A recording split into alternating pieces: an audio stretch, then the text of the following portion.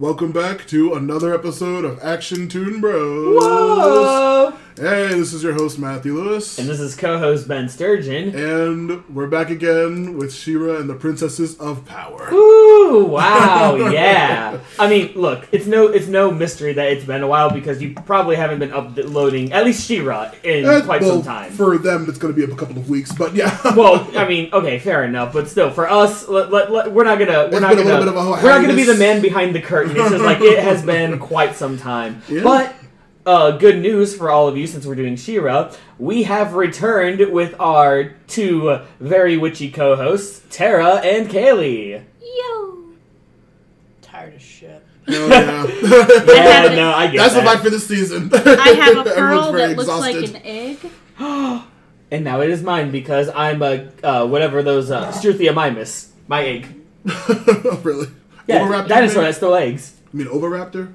Is that what it was called? Yeah. I know you know more about dinosaurs than I do. So. That's for another anyway. episode. I mean, Anyway. ova means egg, Yeah. but anyways. True. But yeah, season 4 of She-Ra is with one of the many diatribes you're going to go on this episode because we are all very ADHD. Yeah, well, and a lot of times in the past when we've done She-Ra episodes, there have been a lot of topics to get in depth with. Yeah, and speaking of a lot of topics, we're going to try to cram this giant 13-episode season into 2 recordings. Ooh, yeah, that's right, because seasons 2 and 3 were weird, because they had, like, what, 6 or 7 episodes each? Now we're back to normal, and for us, that's like, oh boy, that's going to be long. Yeah, well, we're going to be real quick about it for the most part. Well, try to at least. Yeah.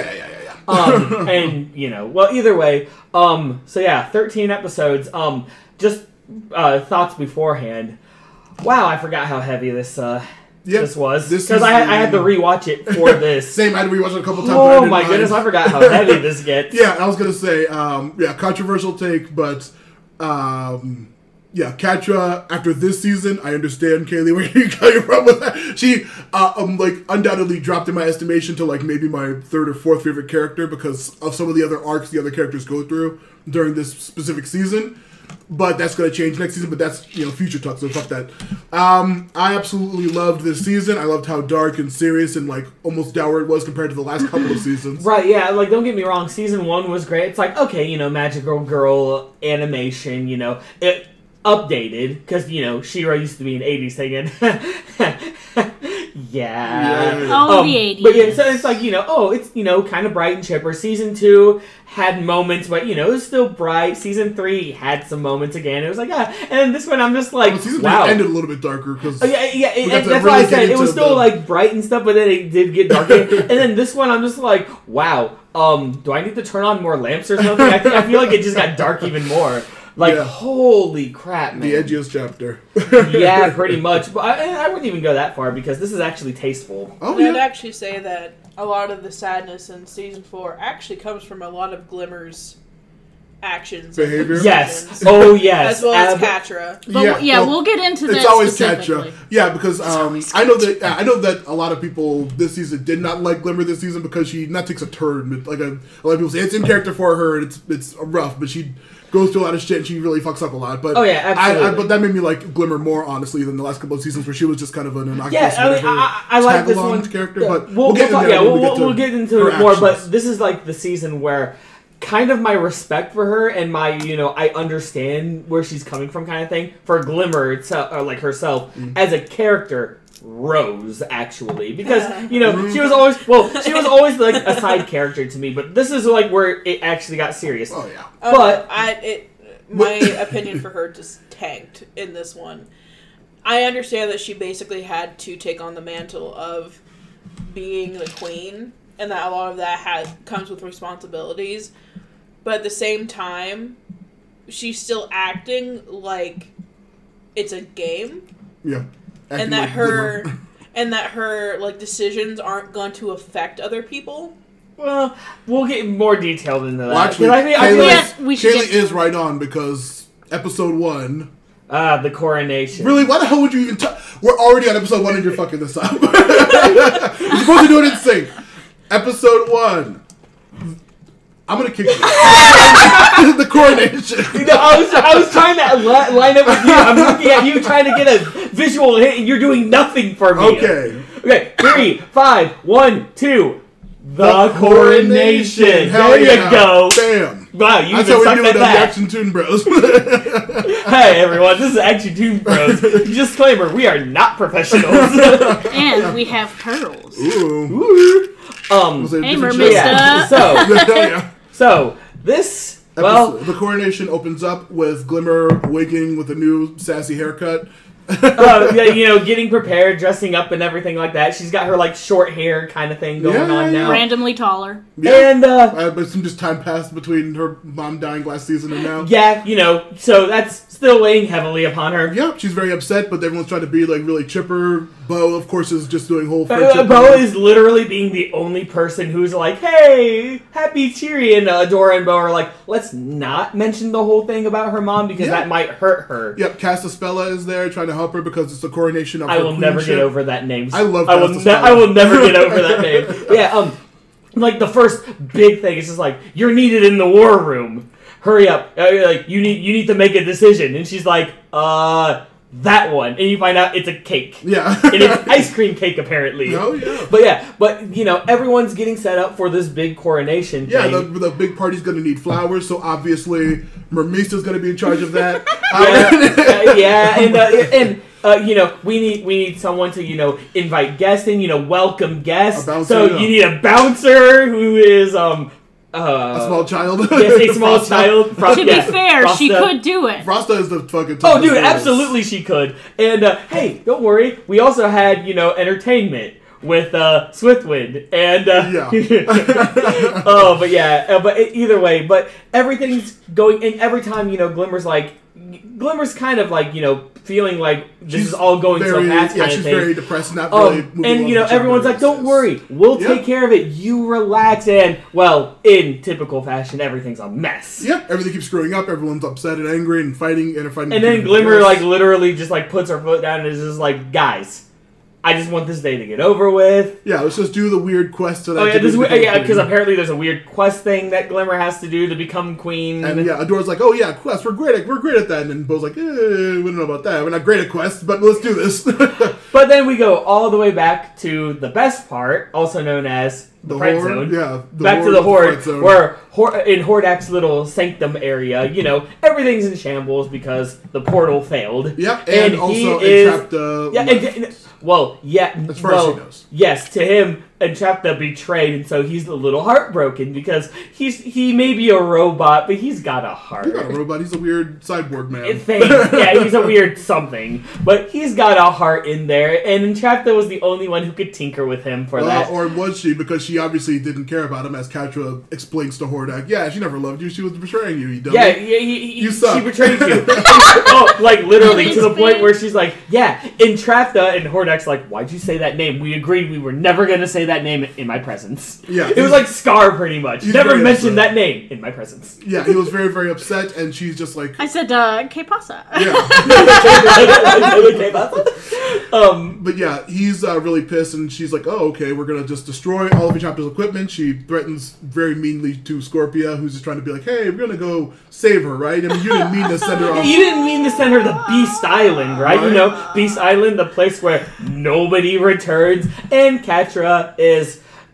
Apparently she's more of a dog than a cat because she is such a bitch to Scorpia. She's completely off. Holy crap. I knew Catra was awful because she doesn't know her emotions very well, but this is even for Catra, this was low to me. Well, this this season's gonna make her. She's gonna go a lot lower. So. Oh yeah. I expected it, but I'm just like, dude, there are many rules to this, and rule number 3 or 4, I don't know, is you don't be mean to Scorpia. She gives the best hugs. She's a golden retriever with claws. It's don't be a bitch to the only person who's your friend. Yeah, the only person Right. who genuinely is nice to her and is friendly with her. Yeah, Will right. that bite her in the ass later this season? Who knows? Well, right. Either way, then we get back to this beautiful waterfall. Everyone's there, and Glimmer's really pissed off, and she's just like, "I just want to get this done and over with because so today's already horrible." They And go to a big giant cave and they begin the quest. They still by the capture way, her. where she has a lantern. Yeah, She has to that's put right. a lantern in a shrine, pretty much. Yep. as the gang enters the thing, a gigantic, weird robot elemental worm-looking creature pops looks like up. one of those like weird spiders Yeah, from like the the tower. Yeah, it looks exactly like all the other weird robot weird robotic thingy. And everything's not going well because apparently they cannot do quests very well. Shira's not very helpful with is she able to transform? Or she does. She does. Not yet. She doesn't because it's like, we have to put the thingy in there, and then big worm thing comes in, and Adora's like, wait a minute, was anything said about a giant worm? And Bo's like, the translation was weird. They may have mentioned a guardian. I don't know. And then Glimmer's just like absolutely done. And I can understand where she's coming from because everyone was moving forward. Yeah, so she finally breaks out. They're saying, "Okay, just teleport us out of here. We'll just teleport to the thing, and we'll get out of here really easily." Yeah. And she's like, I haven't been recharging my powers because the second I do, I'm going to absorb all the power of it, and that's going to mean my mom's really gone. Yeah, that means she has to actually come to terms with the fact that. And I'm like, you know what? I can understand this because, she was grieving, and to her, everyone was trying to, move on. And it seemed like, to her, it was like too quickly. Yeah, but everyone was actually just trying to make sure she was comfortable and happy, but she thought that they were just ignoring her. Right, yeah. But at the same time, logically speaking, you can grieve. Yeah. It's fine. But you also have to be queen because the queen is now gone. And the war is still actively going. And also, she is child still, not even a young adult. She's like a teen. They're like late. I said child. Well, that's not young adult. That's a teenage. That's still a child. And, with your mom suddenly dying on you the way she did, I can see why she has a little bit of baggage and why she saw everything the way she did. Yes, I understand. There's a whole lot of responsibilities. She has to be queen. It's all being thrust upon her. It's not even just that. It's the fact she can still grieve. She has time to grieve. Yeah. She also learned from her mother that there are times where you need to just put a pause on your emotions and just pick up the mantle and do it. Yeah. However, in previous seasons, we've known that she would shirk that mantle a lot. Yeah, she's very irresponsible, we see. But also, I think a recording of Angela does eventually appear and explain to her, like, if you're seeing this, that means I'm gone. You need to step up as queen and, don't grieve as you can, but we gotta keep things moving, so get back to work. Right, yeah, so it literally was that kick in the seat, they all, the best friend trio was just like, don't worry, like, they had like their, hey, we're sorry, I mean, we just wanted to make sure, we didn't know how, sensitive the subject was gonna be. I'm like, okay, I see this, thing, but, it's typical season 1, shenaniganery where, misunderstandings happened and blah, blah, blah. And then puts the lantern in, the weird worm thing is like, nope, recording got seen. It's like, okay, everything's okay. And especially it is because when they walk out of the waterfall, everything on the outside was okay. Yeah. Everything was fixed. The princess has got everything together. They made the beautiful coronation party. Everything's going smoothly. And then Hordak is really pissed off again because we go back to the fright zone. Yep, and this is when we actually see Catra sitting on a throne with her new crazy outfits. Yeah. And he's like, what are you doing on the throne? Get out of here. Get back to work. And then she literally jumps on him, beats the shit out of him. Turns off the lights, jumps on him, pulls the weird little like crystal that entrapped the head. Yep. And is like, hey, this is how things are going to go now. And literally actually steps up as main villain for... I don't know how long it's gonna be, but steps up as main villain, and she's just like, even she pulls a fucking Shadow Weaver. We're gonna do great things together. I'm like, you bitch. She's wonderful. She literally tells him like, Horde Prime ditched you here, entrapped betrayed you. You don't have anybody but me, and we're gonna get this. We're gonna start being evil properly, okay, idiot. And he's just like, fine, what do you want? And then that's when she pulls that one line, and then the episode ends. Yeah, that's Yeah, it was a pretty strong first episode. I mean, Catra like actually beat Hordak in a fight. It was just like, oh shit, Catra's like, well, right, yeah, because Catra decided to finally get serious. Yeah, but also, but then that made me reflect that she actively does hold her own against She-Ra. Yeah, oh, absolutely, very frequently. Yes, absolutely. But the thing is, though, she did play dirty because she finally found a way to weaken Hordak, and that was to hurt him emotionally and mentally. Yeah, and that's how Catra does. She tries to get in under you, and I love that she finally got to do and that's the thing, Hordak. And that's the thing. If she wasn't able to do that, she would not be able to get away with what she did to Hordak. Right, absolutely. But she had to find that one chink in his armor. Yeah. Fortunately, it happened to be entrapped. It had to be entrapped. Yeah, a little weakness in the armor. Yeah, and and then now she is like, yeah, Hordak can still Hordak can still be emperor, but Catra is the one you actually. It's kind of like the shogunate and the emperor, and the emperor all the way back then. It's like the emperor can still be emperor, but the shogunate is the one in charge. Yeah, in this case, it's very just, very cool. And it also just reestablishes what a great piece of shit villain Catra is, of course. Cause but then this is also the season where she actually finally was able to find that one thing to do to Hordak, and finally can take the mantle as main villain. Her ever bad manipulation. She's literally learned a lot. The only thing she learned from Shadow was bad things. You know what we forgot to mention? What? She did her catchphrase. Hey, Hordak. Did she say hey, yeah, Hordak? she actually does. She actually does the hey, Hordak. That's I'm awful. like, you fuck. She's the worst. But yeah, which is why we love her. Absolutely, she's yeah. awful in the best way. But like I said, this, I mean, I can understand all of the, like, how people feel about the whole Glimmer situation. I'm more of an emotional than a logical kind of person, so I could, like, see why Glimmer was feeling the way she was. But at the same time, with what, like, you were saying, Kaylee, and stuff, where, it's time for her to, like, grow some stones and move on. That's probably where Kaylee and I are. It's not even that. It's more of, because I've watched a lot of history programs, a lot of them being about the royalty, and how, yes, if a death has occurred, mostly the death of the king, they had time to mourn, but there was also time to put a stop to that mourning when it came to the next ruler and step up. That's right. The whole process of getting the whole the crown. royalty thing, yeah. You have time to mourn. You'll be able to do it later. You just can't do it right then and there because the crown is more important. Also, right. I will say, like, you tend to hold people to a different standard when it comes to trauma, since you've had a fair bit of trauma yourself. Yeah. Especially in regards to losing a parental That figure. is true, too. But, I mean, either way, it's like, I can, when you were describing that, because, like I said, yeah, I'm different when it comes to, like, people and their traumas and stuff like that. But, like, with you, what you were bringing up, I'm like, this is also true because there is a time for mourning and there's a time to actually go forward with things. Yeah, but it was also and in this case, yeah. Like, everyone around her was trying to make Glimmer comfortable and happy with the passing and trying to, like, they're unintentionally downplaying it in her eyes, which is why she gets upset about it. Right. But it's just, like, they're trying to help her move forward, and they feel like she's like, why are you trying to help me move forward? Either way, like, no, that's also the other thing with her friends. No matter what approach they probably took, she would have taken it negatively. Yeah. They could either try and help her push forward, and she'd say that, oh, this is moving too quickly, and you're trying to make me forget about my mom. Or they could just outright just say, hey, your mom fucking died, and you need to get over it. Yeah.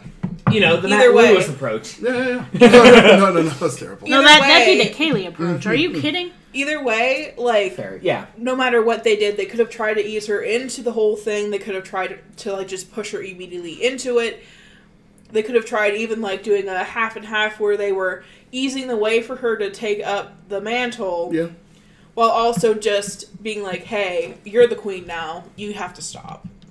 Yeah, it does feel like... We understand that you're in mourning, you lost your mother, but at the same time, you have to realize that it's not just about you anymore. It does feel like it would have been a lose-lose no matter what. Even if you took the approach of, hey, you're mourning, what can we do for you kind of thing. Yeah. Either way, it did feel like it was no matter what, they were going to lose. I was also going to say... Because of how Glimmer has been in the past. I was going to say, in terms of a tone setter for the season, though, having this first episode focusing on her struggle with that does establish how, like, important her character arc's going to be for this entire season. Right. Like it or not, put a pin in the whole fact that because she Yeah. lost her mother, that's going to be the main issue with her and Adora. Yeah. Yeah. Like we said, put a peen in that one right there. Oh, Not yeah. even just a peen, it's more like 5 pins. Now, come on, everyone. We got to get to a big major character reveal in the next episode. Episode 2. The Valley of the Lost. We did it. yeah. And all it took was an actual visual. Oh, shit. help. Put back in your finger in my And face. don't forget my excellent drum roll. Yeah, Oh, yeah, absolutely. I actually so excellent in fact that I didn't even know it was there. No, yeah, but Aw. of course now taking really. Sorry. That all made me feel I'm bad. gonna pull a glimmer and I'm gonna take charge right now. What's gonna happen Okay. is. Well, this is your episode, so go on. Yeah. Do what Of Glimmer course. can't. Yeah, Take yeah. charge. Well, hey, I think she does a great job because first things first, we need to go to the desert. We're gonna take Mara's ship and we're gonna move it over to the kingdom. That's step Oh, number that's one. right. We don't actually start off in Bright Moon, do we? We said right, no? Nah, I think we start. I think we start. Oh yeah, that's right. We do because Thanks, Ben. Whose You're episode is this? mine now. So anyway. Anyway, yeah, Go no. on. Yeah, Glimmer has a plan to move Mara's ship. She puts Adora, Bo, Hantara, who's finally back. And Yes, she came Perfuma. Yeah, Wait. Who was that last one? Perfuma. They're going to the desert, so why Yeah, not? the desert. They chose Perfuma. Yeah, why not? I mean, hey, cacti are a They thing. originally chose Mermista, but then she realized Yeah, there's no water, you idiot. So. There's no water. I mean, cacti are a thing.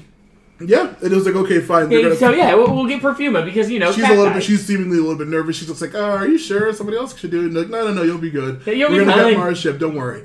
So they head off to the Crimson Wastes. Meanwhile, already there, is it at that facility or is it another place that we see Catra? and Scorpio? First, we see them somewhere else before the facility because it's later on after we get more shenanigans from the good guys. Okay. When the They enter reveal the happens. They enter the cats. They enter the deserts, and they're like, okay, well, Hantara's very like, so Flower Girl, are you any of yous? Can you do anything here? Any of yous, can you do anything? Adora's like, dude, I'm Shira. I'm good at everything. No. She's saying that to Perfuma, Yeah, saying oh, like, yeah. are you Oh really yeah. good at? She's like, oh yeah, that's right. She's like, yeah, I can control plants. Here, looks at a cactus, tries to do her power, nothing happens.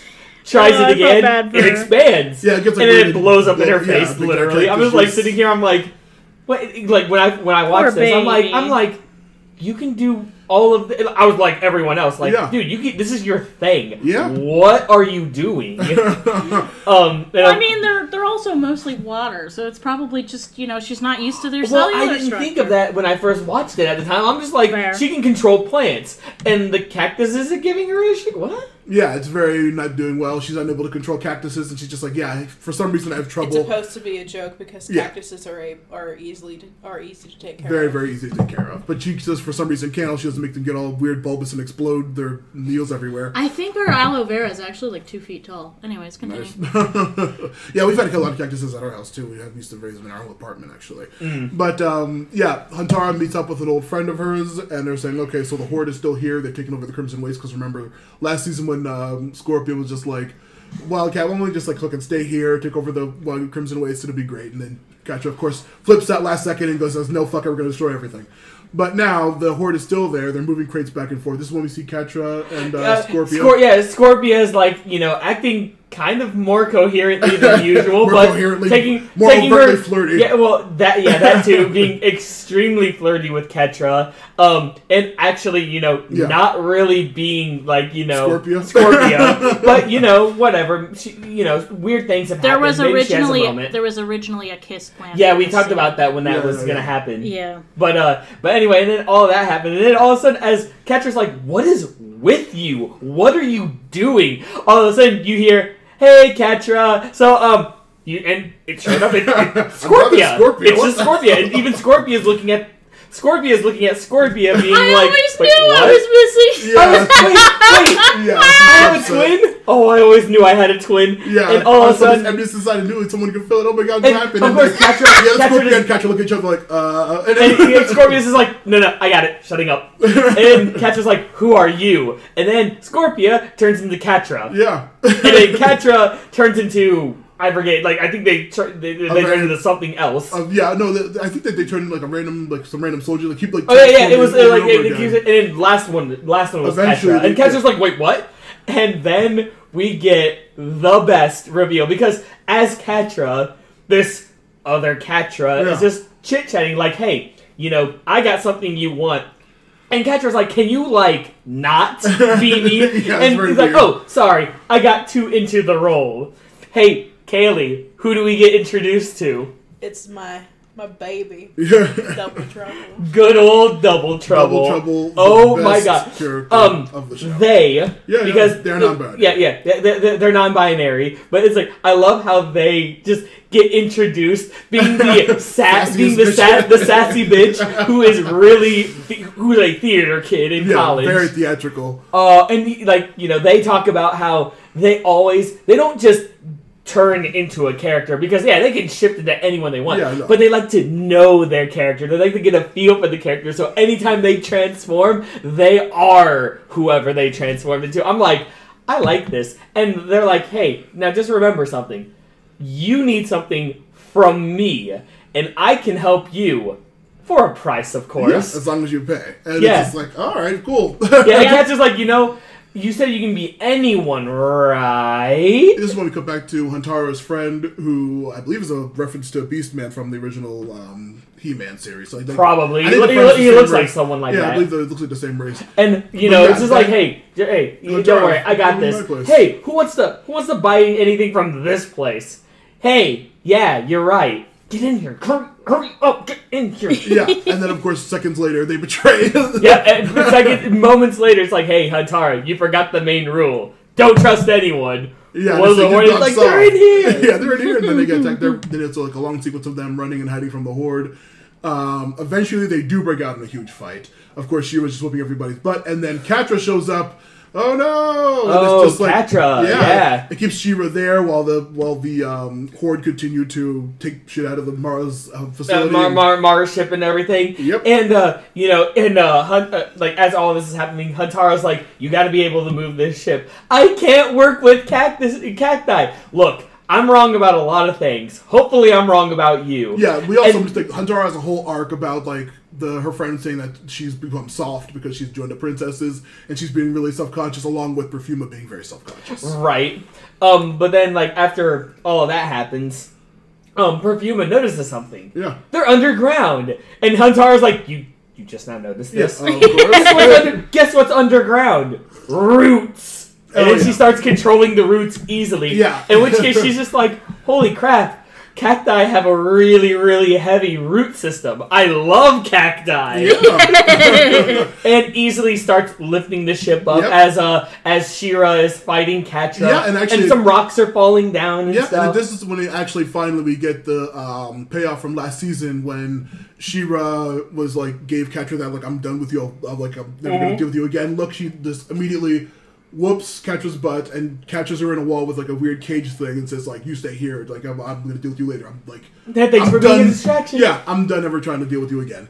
And so she goes off. They get the ship and they exit. And then later we find out that it was actually we see Catra and Scorpia driving away with another Catra, and then of course the other Catra turns into Double Trouble and is like, so did you like my audition? And Catra's just like is underplaying it. You did superbly, and if you fooled Adora, who she's known for her whole life, who knows me since we were kids, you're gonna be wonderful. Oh yeah. And so they drive off to the sunset with their evil plan. Another new member to the evil squad, just making them continue to be the best. Yes. And then of course we get back to where Glimmer, and Glimmer's is like, what? Oh, yeah. Glimmer shows up last minute, and they're all like, "Boy, that was a crazy adventure." And she's upset. She's like, "I missed the whole damn thing. I'm really upset." I'm sad that I missed it. Yeah, and then Hantaro says she's gonna stay behind in the Crimson Waste to get rid of the remnants of the Horde. Yep, because the waste is her domain. So she's like, "Dude, I gotta take care of my home." I'm like, "Okay, makes sense." Makes sense. And then the episode ends. So, never in my life has a character introduction made me go from, okay, all of these villains scoot down by one. Because after that whole episode, the introduction with Double Trouble, Double Trouble became my favorite. Yeah, they are an amazing character. The design, the weird, cool chameleon design is amazing. Their actual appearance and their personality, their voice and everything. Just everything about them. They're sassy. I mean, it was kind of since we're talking about sassy character, it was like it reminded me of James Woods as Hades Oh, from the Disney Hercules, only could get away with a little bit more, non-binary, and all in all, just a hell of a lot more fun. Essentially, Double Trouble is what theater kids wish they could do. Of course, yeah, 100%. Literally the perfect theater kid. That is what Double Trouble is. They are so wonderful. Yeah, they you're correct with them just bumping down the whole villain team to just like still my top like 5 characters are still all villains. I think it's just like Double Trouble's on there. Yeah, like Double Although Trouble. in my top 5 is one that other people will probably find a little surprising. I love Madame Raz. Then again, I love the Dude, come on, it's Madame Raz. Oh, She's like the Disney crazy grandma. Only Yes! she's legitimately a crazy grandma. Perfect. I Yeah, would watch an no, entire dude, show Madame about Raz her. is Doesn't great. matter how Madame Raz is confusing yeah, it we're- is. We'll get to We'll get to No, that. no. I was gonna say, I was about to say, hey DreamWorks, where's our spin-off with Madame Raz? But DreamWorks Animation They have to do a Studios. 4th or 5th He-Man reboot that nobody likes. Yeah, So- yeah, they're doing. Unless the crew behind this does it, But- which they were Un- interested. Unfortunately, because I will still stand on this hill and die on it. Double Trouble is still tied with the best princess Entrapta. Yeah, I'm about to say the best character, Catra. I was gonna say. Dude, you have a type. We get it. No. Well, I'm about to say I'll talk about Catra later because we do have to get started on this next episode. Yep. Oh yeah, we're on episode what 3? Is it? 3. Yeah, 3. Flutterina. See, there you go again. See the finger. The finger Yeah, always yeah. helps. Fingertips.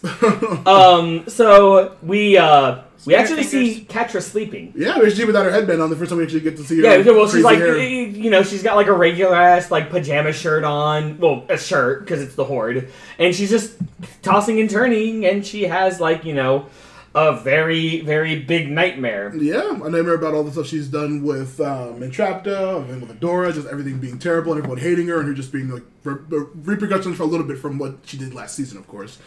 And like even with like one of those "why did you do it" kind of things, Yeah. and then she wakes up to Emily. Yes, because Emily's still a thing. Yeah, Emily the robot. She wakes up, sees Emily, and just scratches instinctively, Yeah. and it's just like, get out of my room. And of course, Emily being a robot is just like, I'm out of here. Yeah. And then of course, Emily is a big bug. Yeah, Emily. and then best scene ever in this episode, Hordak is like working on shit, and Catra just walks up and is sassier than usual, Yeah, even though just we know that picking she stuff up will and always being be annoying. sassy. Of course.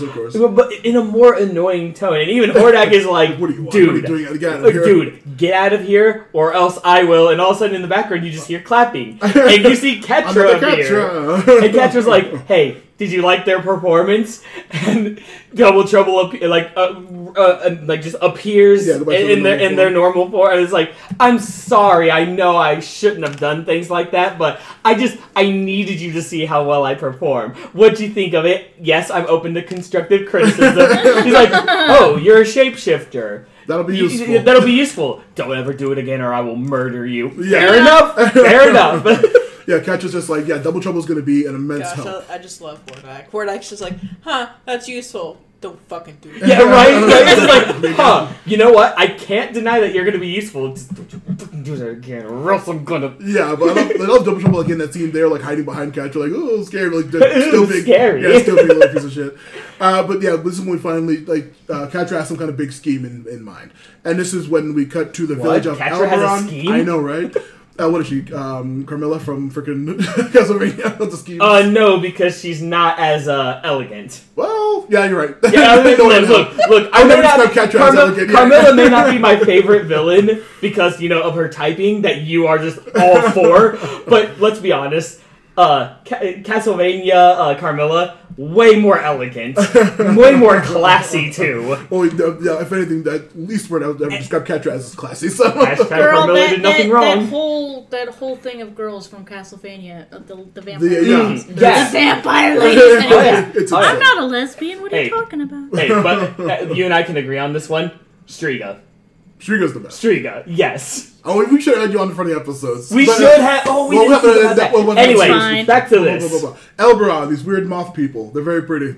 Yeah, they actually look And pretty Adora's cool. like thirsting after this super muscly one is just like hugging her because she saved the Well, village. now hold on. Before that happens, they're on the phone. Well, on the the phone. tablet with Glimmer, and they're like, "Hey, don't worry. We just said the thing. They just want to they want to throw us a little... They're just going to say thanks and we're going to be out of here. Okay, yeah, they're just going to give thanks by, getting food and stuff. Nothing crazy is going to happen. Fireworks appear in the background. Wait, what's going on? Nothing. Very boring. Bye. Hang up on Glimmer, which, by the way, we forgot to mention, she's been calling in that last episode all the time. Yeah, and they literally did nothing but hang up on her. Yeah, they're missing out on all the adventures. Oh, and by the way, Swiftwind is with them. Yep, Swiftwind's with them. They go in to see have a huge party with all these moth people. And even Adora and Bo are just like, wait a minute. This is a party. A big party. For us. Yeah. Oh my god, this is the best party ever. And, big muscly one's like always hugging Adora, like, yeah. And she's like, oh boy. Tech Master Bo. Yeah, showing off like the little kids, like showing his bow, like trying to doing silly things. Great. Just everyone's just like really super excited and happy and stuff. Hell yeah, and everyone's loving it. But then they get a report that there is an attack at a horde. Hold on. Before they get the attack, we're introduced to a different character, a child character. Oh yeah, a super fan of She-Ra, and then like, yeah, a huge fan who, like, even in the present, she's just like fangirling to the max. Like, and her name is Flutterina. Yeah, Flutterina. A very small child, well, actually tall for a child, pink, like all pink and stuff, just like really super excited, bubbly, cheerful, and stuff like that. And then we get the report of an attack. Hey, the horde's going to attack. Hey, should we, and the elders is like, should we, like, prepare, get out of here? You guys keep partying, Adora's gonna handle this. Adora's just like, guys, I'm She-Ra. I got this. Like, in a cocky nature. Yep, of course, and she goes off to handle it. She fights some robots that are very innocuous. Really bigger than the usual ones, as Swiftwind points out. Yeah. And she's like, okay, whatever. Goes down, slices it in half, Swiftwind kicks it. They're like, cool, problem solved. They go to leave, it regenerates and makes 2 of them now. Yeah, was that this one already introduced at this point? Yep, this is the one that's introduced in this episode. Yeah, there's 2 robots now, and they're like, I like it.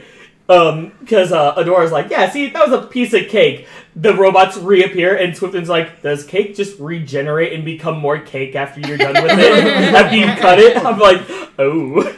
Yeah, she keeps destroying them. Eventually, she does overcome the robots. Eventually, they do, and then they're like, "Hey, we got to get back. We took care of it. Everything's finally great. Get back to that fun party." And she goes back, and the tent is completely everything is gone, except for Flutterina.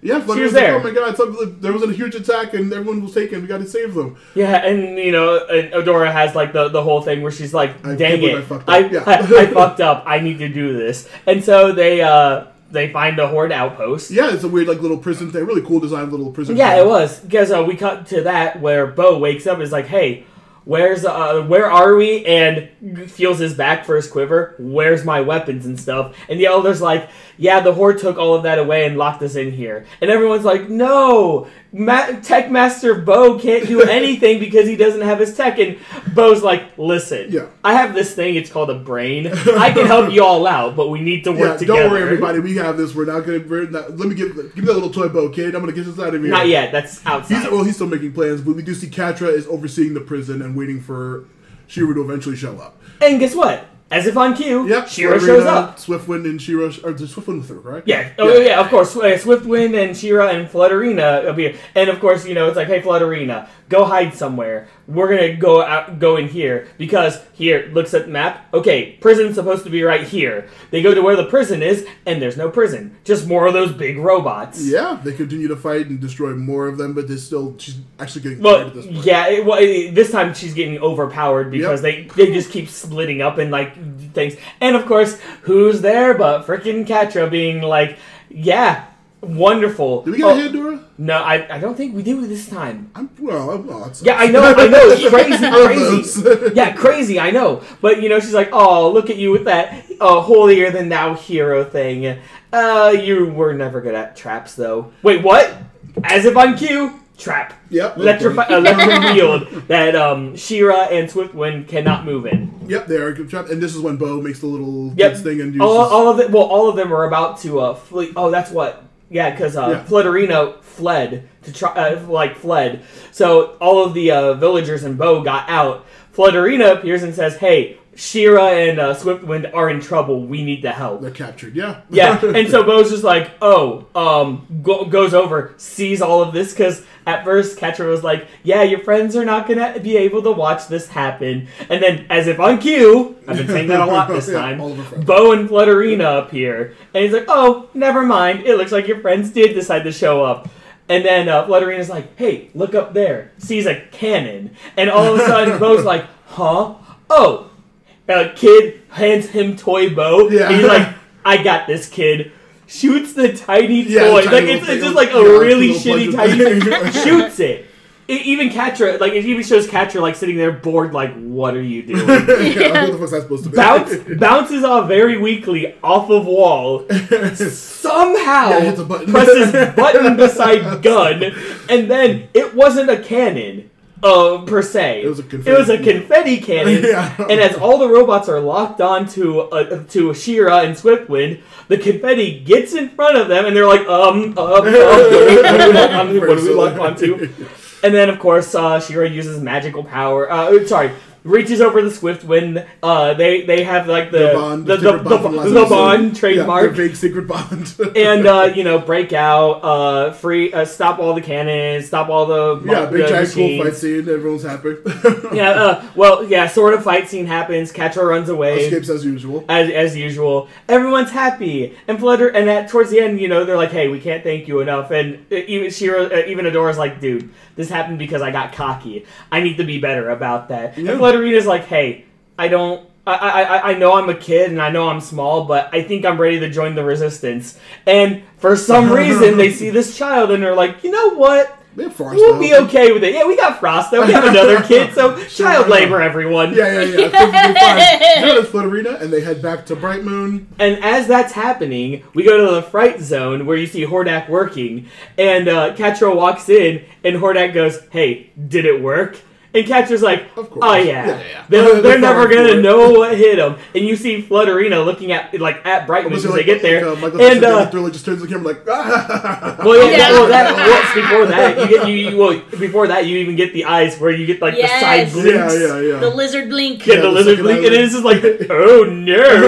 Oh no, not the child. Yeah. And then so Flutterina, also known as Double Trouble, is now at Bright Moon with everyone else, and that's when the episode ends. Hell yeah. I loved this episode. I liked Flutterina as a character even before the reveal. I was just like, this is a fun, cute little character. Yeah, I'm sitting here like, you know what? She's gonna be alright. And then you find out it's Double Trouble. I'm like, okay, you're better than I thought. Fuck. Damn, Double Trouble. That also just brings up the thing of, where's the real Flutterina? Yeah, if there was one. Well, here's the thing: we don't know if it's based off of like Tara pointed out, kind of. We don't know if there was an actual original or if Double Trouble was just basing off of all of the children that they saw. But the people also already accept Flutterina being there. Yeah, they seem to know Flutterina. This is true too. It brings up the fact of, was there another Flutterina? Probably. And if there was a Flutterina, oh my goodness, where's the real one? This season is dark. You know why? Because you just proved it. You answered your own question. The real Flutterina is dead because she never gets mentioned at all. There is no original ever mentioned at all in this season. But you're right. You make a very valid point. So that just means there's one conclusion. Flutterina, the real one, is dead. Yeah, killed by Double Trouble, the coolest character ever. You know what? That just proves that Double Trouble is the best villain because they do not care about killing innocent children. They had some funny lines later about what was it, puppies crying or something like that. Oh my goodness! Makes them laugh for oh my goodness! That's even, those children falling down. That makes it even more on par. You know why?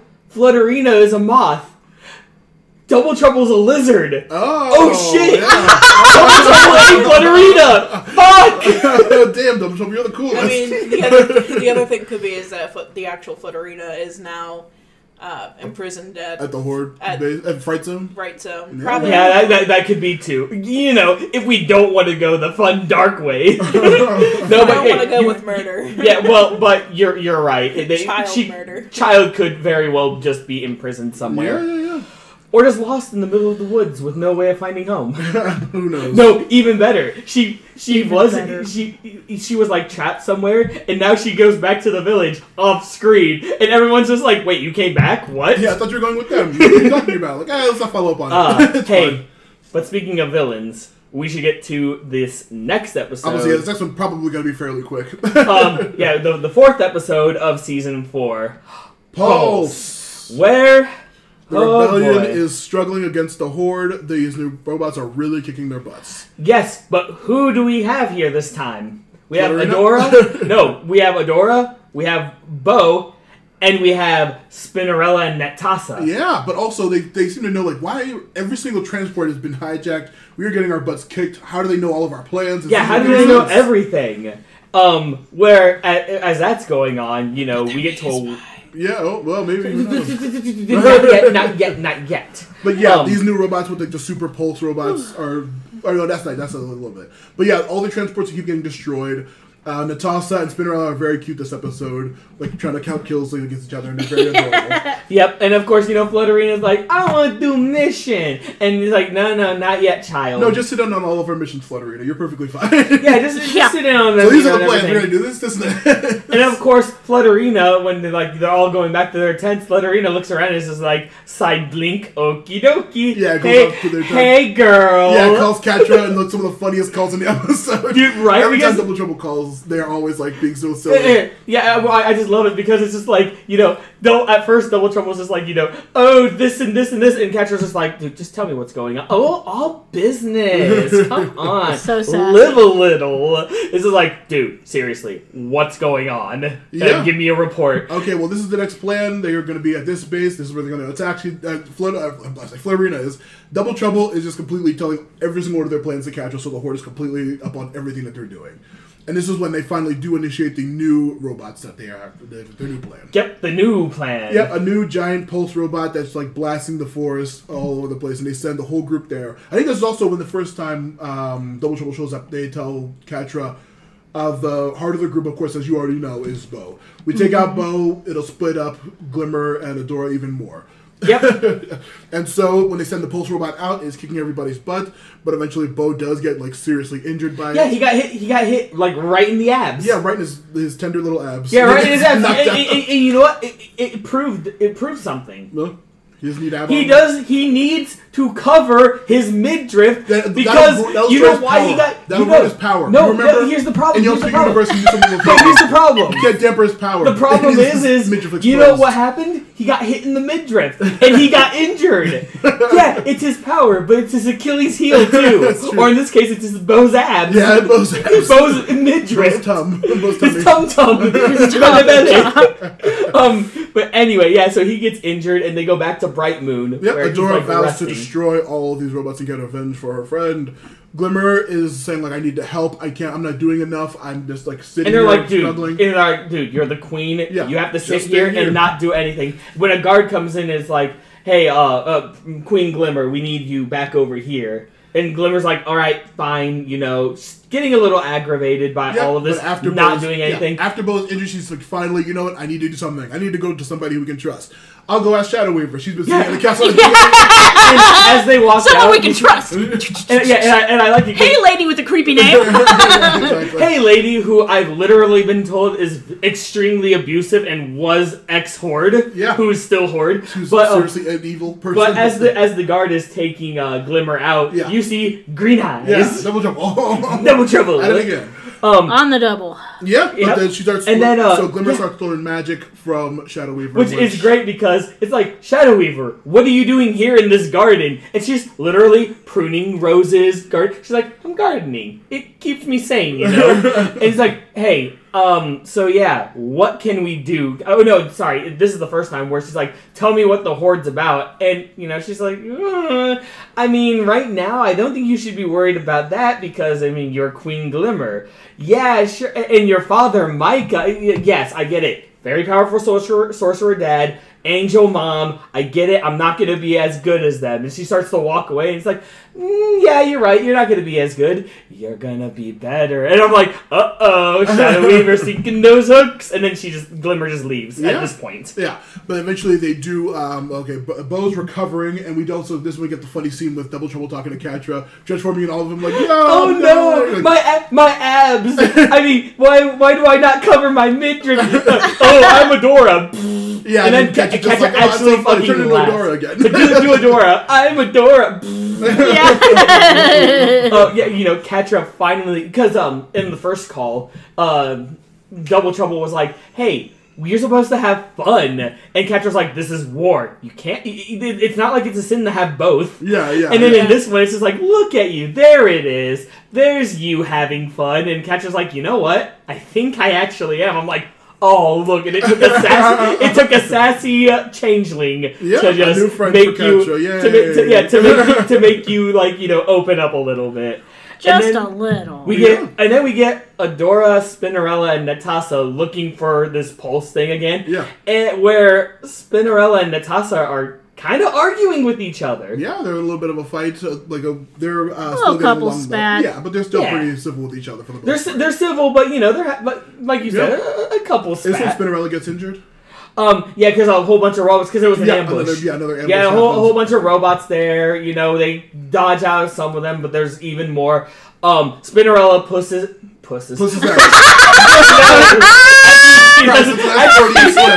she does the opposite, because she pushes Natasha and Adora back and takes the hit. Yeah. And then, of course, it's like, and Natasha's just like, no, don't, you can't do this to me. And she's just like, 14. What? Yeah, I win. I got 14. And of course, Natasha's just like, yeah, you win. You dork. Yes, you win. Yeah, they're a very, very cute couple. Before that, because we had more with Glimmer and feeling like kind of... I was going to gloss over going back and forth with Shadow Weaver. Well, she does go back and is like, hey, I need your help because... I need to know what's going on, because if Adora is being tracked, and this is, and Shadow Weaver's like, yeah, okay, so she's going to this location, yeah, good. Let her do that because the Horde's going to be focused on her. Yeah. Wait. You want me to use her as bait? No, a distraction. It's like, and she's like, well, that makes sense. Person who abused Adora. Yeah, let's do that. Yeah, listen, that makes sense. And then she's like, now, if you really want to find the Horde, come with me, child. I will teach you the ways of sorcery. Yeah. And so they just do like a tracking thing. And one of my favorite moments in this episode, she takes a flower and starts using it as an ingredient, as a component. Glimmer, you have magic flowers? What do those do? You see some flowers, and Shadow Weaver just looks at her. Those are daisies. I find them pretty. Well, yeah, what did you expect? Not everything's gonna be magic. I just love it because it's just like, those are daisies. I just like them. I really like them. It's too bad you can't do that awesome voice though. Oh, dude, none of us can. I want that actress to just read all the audiobooks. She is so wonderful. Yes, dude, have her read audiobooks. Hell yeah, dude. Please. Speak to me. The tracking spell on Catra.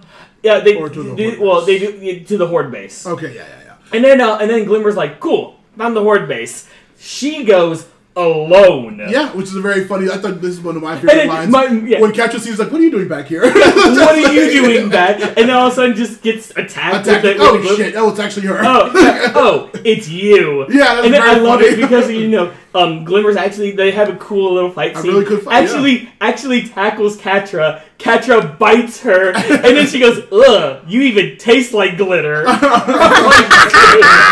But, they do have also like, how do you know what that tastes like? I know, right? Hey, she may have gotten curious. She liked her before. Remember when they had her bound in captives? That was very funny. Yeah, she did but anyway, good fight scene. Yeah, and then Catra's like, look, holding her own against Catra, which is very and Catra's like, you know what? I was saving this for a good occasion, but I guess this will do. Reveals a different model of the Pulse robot thingy, and he's like, it's gonna blow up the base and like half of the forest. So make your choice. She starts running, and since everything's getting blown up and like debris are falling, a beam literally falls and smacks her, and she's trapped underneath it. And Glimmer's just like, I guess I don't have to choose. goes over, teleports the pulse thing like in the air somewhere, Yeah, just like somewhere and it explodes. Nothing gets hurt except for probably the ozone. Yeah. And then she teleports back. Well, they're in but Despondos. before Who knows if they're still in ozone? But before she teleports back, you see Double Trouble Yeah. just walk in casually like, so apparently Queen Glimmer had this plan of going to the Horde base herself, so I had to check up on you.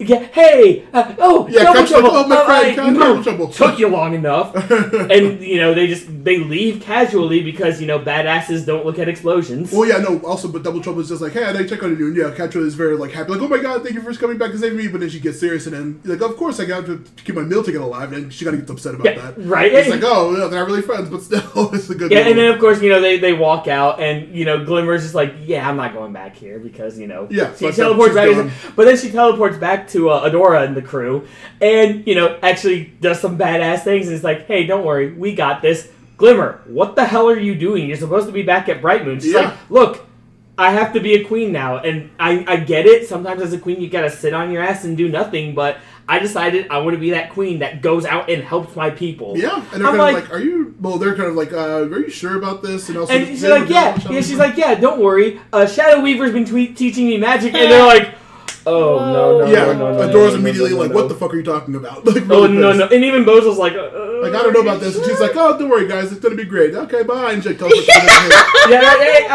bye. Very flippant. Yeah. And it's just like, especially the fact that, she literally just is like, literally came out and said, don't worry, Adora, you were just a decoy. You're just like, yeah. and then back in the Fright Zone, Double Trouble's like, hey, this is my stop right here. And, Catra's just like, hey, just, thanks for helping me and stuff like that. Because, without you, like, actually trying to be, like, friendly, sort of, towards Double Trouble. And Double Trouble's like, kitten, relax. I'm always gonna help you for the right price. Yep, hold up the hand for money. Hands him money, alright. And I'll help you again next time. And just walks away. It's just like, yeah, we're not really friends apparently. It's rough for Catra. Poor Catra. Well, that's the thing though. Catra knew what she was kind of getting into, especially when Double Trouble's like, for the right price, I'll be on your side. Yeah, but exactly. I mean, then again, she dealt with Scorpia and Entrapta, people who actually got buddy with her. I guess deep down, being the tsundere that she is, she was kind of also hoping maybe, warm up with them a little bit, maybe kind of forgot about the whole payment thing, and that was just like the kick in the reality that she needed. Like, no, Catra, sweetie. Yeah, exactly. It's just like, no, sweetie, not everyone wants to be your friend. Yeah, Catra, you're very bad at making friends. Keeping them too, but later. But but then that's the episode ends. Yeah, it ends with that little exchange, and it's just like, yeah, we're getting somewhere now, because now we're finally realizing that, spoilers, everyone listening, Shadow Weaver's a bad guy. Yeah. It's like, now her claws have been detached from Adora and Catra, because Catra's not there anymore. And Adora's already knows her shit, to the point where even Glimmer mentioning, hey, I'm talking to her, is like, Adora, red flags everywhere. Of course, yeah. It's a very good dynamic. Yeah, but now it's like, hey, Shadow Weaver's like, I know your dad, and I knew your mom, and, you're gonna be a wonderful apprentice. I mean, I'm going to help you out with this, digging her claws in deeper, and Glimmer, being Glimmer, just eats it up. Eats it all up. Well, Glimmer's like that. Like I said, this season it's all about her being fucking going on a weird, cool character arc of her own, just fucking around and being wrong. And then, of course, just Double Trouble being Double Trouble, too. Double Trouble being great in this episode is so fucking dude, good. every time Double Trouble is in an episode, no matter how long, Double Trouble is always good. It's wonderful. Oh, yeah. Double Trouble is... I love that the whole video call with Catra wanting to see Adora being stupid and Bo and Glimmer being like upset. It's just like, it's just funny how... I love that you actually see the pseudo-friendship, or the one-sided friendship, or whatever it is, between... Catra I would call it one-sided, because it is so fucking funny. Yeah, it was adorable too, because it's like having that one friend who's just constantly goofy, and you're just like, you can just make anyone laugh, really. Yeah, but also, I'm just now realizing that the reason that Catra is getting so like almost uniquely along with Double Trouble as opposed to them getting or her getting along with Scorpia or Entrapped, is because Double Trouble is also actively pretty evil. Well, that too, but Well, see, it's not actually, even actively evil. It's the fact that Catra has to put in more effort with this friendship or relationship than she did with Also, the other it's the lack of scruples. I would say less evil, more so much as the lack of scruples. They'll do whatever. Right, because it's been mentioned a few times. Double Trouble's not evil. First off, they'll do anything for the right price. You can obviously see that, but they're just chaotic. They're literally just a chaotic neutral character. You could literally go up to them and be like, "Hey, I want you to babysit these children," and then be like, "Here's like here's $100. Here's 100 whatever money system is. Whatever the money is, because they never actually explain what it is.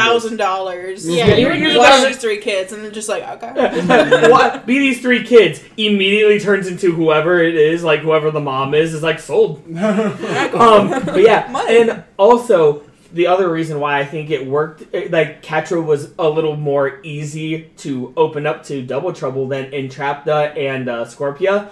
Because, let's face it, this is also true with the other characters. Double Trouble was not very clingy, huggy, in your personal bubble. Yeah, Double Trouble just did their own shit, kept their distance, actually just wanted to do their own thing. And Catra was like, okay, I can respect this kind of thing. Yeah, Catra's like a feral cat. As I also said, Catra actually has to put in more effort with this relationship. Yeah, right. Well, yeah, because, it was like, wow, yeah. I don't have to... They're not just instantly like, I'm friends. I actually have to put in some work. And I feel like there's a little bit more of a respect kind of thing with that also, as well. That goes into Catra's relationship with Adora as well then, too, because they were pseudo-rivals. Besides for Shadow Weaver's awful manipulative thing, but on their own end between the two of them, they had kind of a rivalish relationship, and that's probably why Catra got along with Adora so much better than she does with anybody else also. It's just a very fun, contagious relationship that they're friendly, but they're also competition. There's a whole bunch of really fun... Right, yeah. And, and of course, brand new person, no actual baggage with this person, Yeah. Well, yeah, but though... but Scorpia didn't have baggage either, but yeah, again... Well, Scorpia, because Scorpia kind of did have baggage with her because she was the first. Yeah, you're right. Force Captain orientation. You gotta know all this stuff. But yeah. Princess, Force Captain orientation. Either way, we start seeing building blocks being put up. Mm-hmm. And so, we get to the 5th episode of Season 4. Protocol. This one is a very... interesting one. A very interesting one. I was going to say... You know why it's the most interesting one? Yeah. Because it starts off with Kyle, Lonnie, and Rogelio. Yeah, just cruising down the... what's the Whispering Woods? Yeah, the Whispering Woods. They're rolling around at the speed of sound. Got places to go. Gotta follow. No rainbow. Oh, God, shut up. I was trying to think about any line from those terrible Sonic songs of Live and Learn, Live on the Edge of Tomorrow. You don't even know. We had a friend who was both ironically and unironically at the same time into Sonic and loved all the the way you were with a lot of the bad DC stuff that comes out, where it's I love this franchise, god damn it, this is awful. Yeah, why is it so all bad? let's put it on fucking repeat and meme the shit out of it. So that song, I could dream in that song. We would play it while cruising around Columbus, Ohio. Anyways. Well, yeah, Sonic. Well, fortunately, we don't have to deal with Sonic. We just deal with just Kyle being an idiot. Kyle, Lonnie, and Rogelio are just cruising down. They're going to the Spring Woods. They're bringing back equipment to Catra, who's on the phone. Specifically, it's a special armor plating. Yeah. A specific kind of armor plating. Armor plating that's supposed to bring back, and Catra's just hurry up, I don't have time for your crap. I have other stuff to do. Right, and as they're driving through, it's some weird, snow kind of thing. I think they call it a storm or something like that. Do they hit something that makes their truck stop, or do they just... No, they just stop because, it's starting to, it's starting to pick up or something. It's literally making the... And, because the spores are they get burning. out and then they get out and they see and they try to fix the car, but then Kyle oh God, I'm so tired. Oh no, that's right. And sees the pollen falling. He's look, it's like snow. Puts his tongue out. And he's burns his tongue. Burns. I'm and of course Lonnie's just Kyle, idiot, shut up.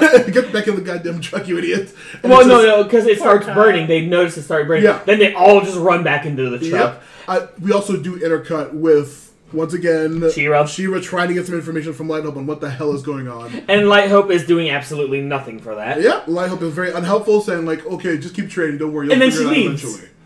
Yep. And then she comes back and it's just like, hello, I am Light Hope. How may I assist you? Yeah. It's like, wait, what's going on? I have to reboot my system because there's a spore storm going on outside. Do they refer to what the actual spores are called at any point? No, I think they just call it a spore storm. Okay, yeah, the spores and are... we as the watchers, like, no, it's, just burning, acidy kind of whatever. Yeah, but this is when you actually get a reset. Light Hope being a lot more, or attempting to be more helpful to She-Ra than normal Light Hope is. Even though she's only at 26%, remaining. Silly, goofy memeing with her being having a full memory. So picture... listeners, picture Light Hope, the very serious, you are supposed to be She-Ra. This is what you are born to do. Only make her actually, kind of hilarious. Yeah, very funny, and very lighthearted. Very amicable, just learning about the world and being very friendly. We also finally, at this point, eventually get more information on Mara and this more relaxed Light Hope's opinion on Mara. We get to see some actual footage of them together. Yep. It's actually very, very cool. And we get to find out, it's like, okay, yeah, Mara, she was with the Heart of Etheria project. This is when she first learned about that? Not yet. I didn't know about that. Not yet.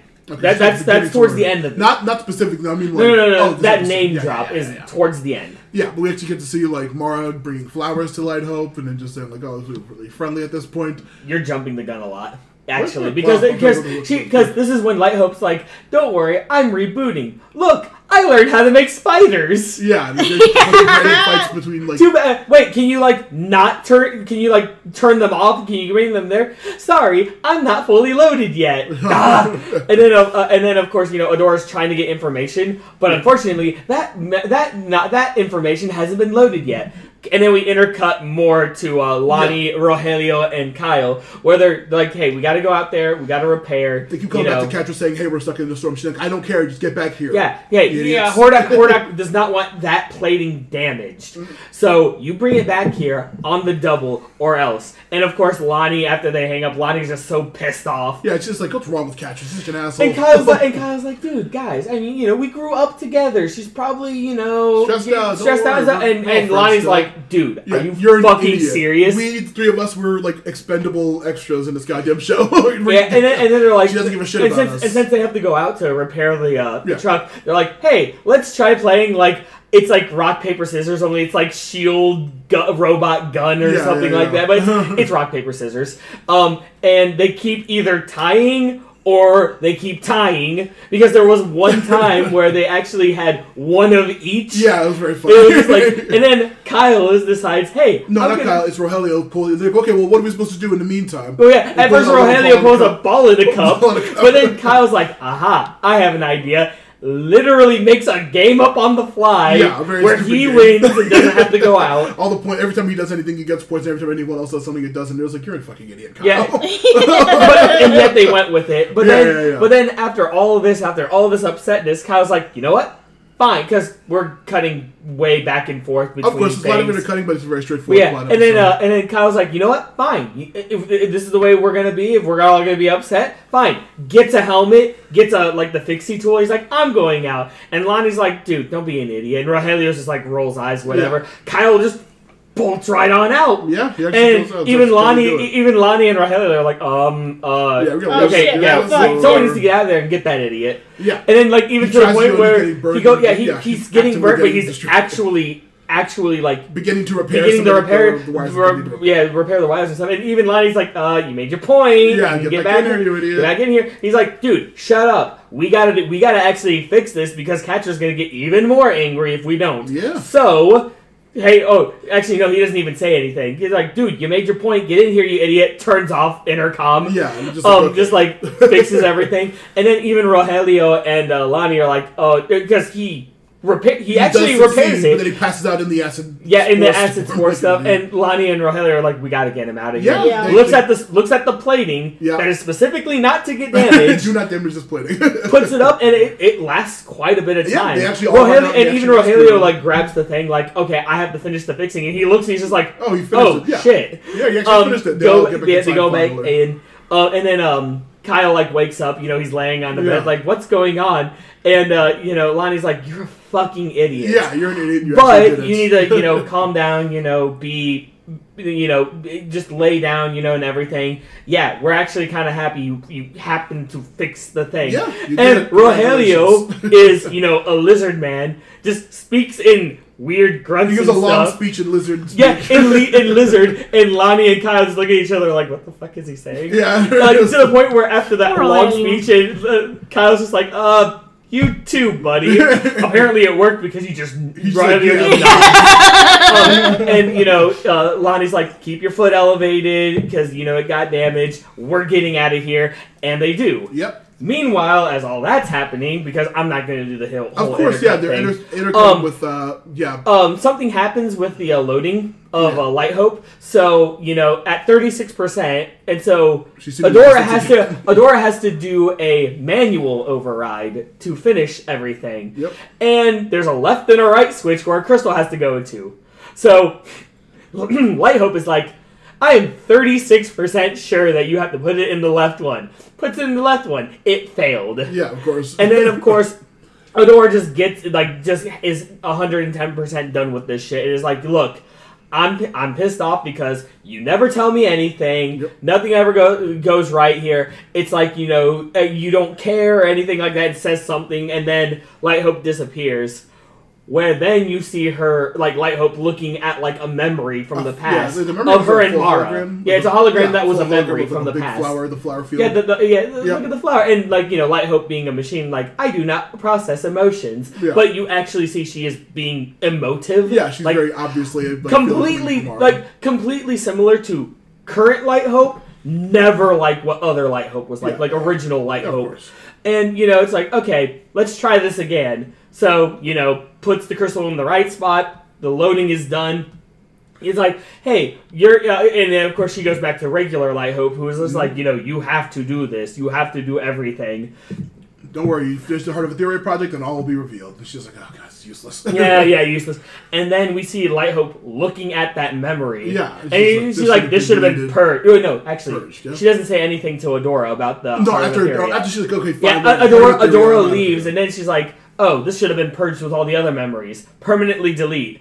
We have to continue the Heart of Etheria project. Because she does the job all by herself. And then the episode ends. Yeah. Yeah, like we said, there's a whole bunch of jumps. Yeah, but it's also like a very simple bottle episode for both groups. And for the first time ever, Lonnie and Rogelio actually gave Kyle respect. Yeah, you finally heard They actually we actually see them being a team. I also like that we actually get to see Kyle being an annoying idiot because but we're used to part of the that, episode is the thing. game that he makes is nonsense and it's also very complicated and only he gets points and they're just like you're a fucking moron. Like, you're fucking. And it's funny it's funny like okay yeah that's the dynamic. It makes me kind of wonder maybe when the show is over maybe he could actually be a mechanic. Yeah, maybe, but He it's probably very could. funny. He probably could. It's funny to see their actual whole friendship. Oh yeah, dynamic. yeah. That's also Their funny to dynamic is see. bonkers. And It's Lonnie great. actually pointing out like no we're expendable like extras and we're gonna Yeah, right, because, Catra I mean- doesn't give a shit even though we all grew up together. She's very shitty to us. Quite literally, it's like Adora, Glimmer, and Bo, where Kyle is like the bow, and what would you say Lonnie is? The glitter of the crew? Yeah, because Rogelio's she's more take charge than Dora. Rogelio. Is. Yeah, no. Yeah, Rogelio is very like the muscle. Yeah, no, sitting okay, around. yeah. So, yeah. And so you literally are like sitting here, and it's kind of like Glimmer and Bo arguing with each other. Mm-hmm. It's literally just the best friend squad, only Horde edition. Yeah, it's the and best friends not the Scorpia and Trap. What did you call the group? She says in one of these episodes coming up, but I can't remember. But either way, the evil best friend squad. No, they don't use the word evil because they're not evil. Because they're the Horde, they're the good guys. Yeah, like the Dark Avatar. But yeah, the Dark Guitar. The Dark Guitar. The Dark Guitar. No, but yeah, like I love these three. They're so goofy. They really are. But you actually get to see them actually form a bond finally. Yeah. After 3 seasons, well, 3.5 almost seasons. Yeah, those funny extras. Also, Light Hope continuing to be more sinister with every season. Yeah. But then you say we're gonna split this off into 2 sections, probably. Well, I was probably gonna split it off after this episode. 7. No, we're gonna do 7 to 6 because we always I do season 6 finale. We always talk more. Kaylee, are you falling asleep? Yeah, I think Look you at her are. eyes. I'm a little sleepy. Nice. But yeah, Toma does that. you want to end after 6 or 7? Because I was going to say 7, because typically for the final episode of the season we do talk more You know, I afterwards. was gonna say let's do 6 and 7, but you make a very valid point. So yeah, we'll do 7 and 6. Alright. So either way, sorry for that weird segue. We did have to establish this, Of though. course, yeah. We did do it before because we're very irresponsible. Well, the reason why I asked so weirdly into this is because we are literally on episode 6 right now. Yeah. Princess Scorpia. Scorpia! Wait. Princess Scorpia? You didn't go to freaking Force Captain orientation? No, I'm not on the They really told us. I live in the Crimson Waste. I don't know anything about this political bullshit. Oh, God. You would not survive in a desert. Neither would you. I know. That's not the point here, Ben. Yeah. We start off with probably the coolest thing ever. We start off with Scorpia's morning routine. Yeah. She just gets up and she's like, "Oh Okay. boy, let's do the checklist." Woke up, check. I'm like, you know what? Props to you for actually putting that on the list. Yep. Waking up, Put down check. doubts and insecurities, check. Yeah, push out insecurities, check. Looking good, check. And then of course it's just like, wow, this is hilarious. I just love this. She goes around. Before we establish what the actual plan is with the Hordak, or does she actually go like see Catra? She's like, yeah, this is gonna be a great day. Walks into a whole bunch of Horde soldiers like freaking out, like freaking out, we gotta running go, around. we gotta go. Yeah. And Scorpius is like, yep, this is gonna be a great day. I love her so much. She's a golden retriever with claws. She the really cutest, is. dumbest person in the world. I love her to death. We also cut back. This is when we actually cut to Bright Moon, or I think somewhere. No. This is at a random outpost where Adora, Bo, Glimmer, and Flutterina are fighting more Horde. Horde. I think most of soldiers. this episode they're not doing much like plot wise. But it's important Yeah. because they're all fighting, and they're doing everything that they usually do. Yeah. Which is like, Adora's like, hey, we gotta do this and this and this, and everyone's like, yes sir, kind of thing. Yeah. And also, she's like, Flutterina's just like, wow, Glimmer, it's really cool that you let her take charge and do everything. Isn't that awesome? Yeah, it's awesome that, you let her You're order the queen, you, that's the so queen, cool. around. Yeah. Because, Double Trouble trying to stir the pot with Yeah, of chaos. course. Because that's where they get their doing. And it's even better because as that's happening, Adora and Glimmer are like having arguments and stuff, and Bo's like, do we need to talk about this? And they're like, no, everything's fine. And Bo's just like, okay, no, we are talking about this. Yeah, you he's guys literally are just the close. therapist. I love that he puts his foot down eventually. It's good for him. Yeah, no, Not this episode, but it'll be. She's talking about like he right gently, now. He gently tapped his foot Yeah, down. he's all like, no. We're He ain't doing the stomp until later. He literally does the therapist thing, like, Adora, is there anything you'd like to tell the Glimmer? Glimmer? I said two Glimmer. No, sure you did. I did. It sounded like the Glimmer. Yeah, is there anything you want to say to Glimmer? That's what I said. You can even look at the recording. And, Adora's like, putting out her feelings and stuff. And of course Glimmer like yells at her and he's like, now Glimmer, can you say that in a more constructive way? I'm like, Bo, you are too precious for this world. Yeah, they're very, very cute. And they actually kind of get along. And Flutterina is not pleased with this. Looks at random Horde soldier and is like, hey, oh no! Yeah, jumps in his arms. Help! Literally, first instinct just drops her, and Flutterina's like, dude, I'm on your side. Yeah, play just along follow my already. lead. Literally grabs his arm. Yeah. So like the weird shocking taser thing. Oh no, he's going to tase me. Yeah, it's very silly. Like literally like hamming it up. Like Yeah. even for Double Trouble. It's This is very, like very this funny is act, though. way hamming You're it like, up. stop right there. Come on, sell it. Stop, or we'll stop the little kid. girl. It'll have to do. And of course, Bo, Glimmer, and Adora are legitimately like, holy shit, holy crap, we gotta do something because we're good guys. As We're still cutting with Hordak wanting, like, okay, for our plans to move forward, we need to have him trap those notes. Where are they? And then Ketch is like, hey, forget about dropping. She's like, no. No. I need your information. Look. Yeah, I get it. What you're saying, Catra. Problem is, this is stuff that she built. I don't know shit about what she built. Get those notes. Yep. And of course, we see we see, Scorpia still trying to reason why Catra did all the things, exactly. being naive because she is. But she has like a cup of tea. It's like, I'll just give her some tea. This will calm her nerves and everything like that. Yeah, and we see Catra just up. Oh yeah. Oh, actually, earlier we forgot to mention that Catra told her to make sure Emily's not near her, or she'll turn her into scrap. Yeah, he's like, she wouldn't really do that. Don't worry. And it's like, hey, you might want to leave Emily because we don't want you near her. And Emily does that thing like a puppy where she's like, aw, walks away, turns around like, yeah, no, you gotta go. How could I say no to that cute face? Emily bolts at that. Wait, what the? Turns around, sees Catra. Catra's just like, Scorpia, you shouldn't have. Are you okay? And you just see Catra really fucking crazy, tired eyes, pissed off looking, just like, help me, you idiots. And he's like, hey, look, I need those notes. You know that weird thing that Entrapta was talking to? I need that. Yeah, the Find recorder. it now. I was gonna make you some tea, and Catra gulps it down as horribly as you do with your tea, and just like, what are you still doing here? Yeah, what are you still doing here? Get to work. And she just leaves, just like, oh, Catra, you piece of shit. Yeah, it's cool because that right there, taking the tea and everything, that's when Scorpia is just like, okay, yeah, she's great. Yeah, I love her so much. And then she leaves, she goes meets Helio and Lonnie, and she's like, okay, guys, have you guys seen the recorder? Do you guys know where her stuff is? And they're like, no. We're busy here. Yeah, we're busy here. And, Scorpia's like, cool, I'll help you out. Man, Catra's doing a real good job as she's taking stuff off of the truck. As Lonnie and Kyle were clearly putting them into the truck. Yeah, and Lily picks up Rogelio and equipment and starts moving out of the way. And of course, Lonnie, well, before that, it's like, Catra's doing great, and all that stuff. And Lonnie's like, what are you talking about? She's a jerk. She's horrible. And no, she's under stress and stuff like that. And it's just like, dude, really? And by the way, we're supposed to be loading this. Just go, get away. Yeah, please just leave us with this, okay? Okay, you know what? Yeah, you're right. You do your job, I'll do mine. I just want this off.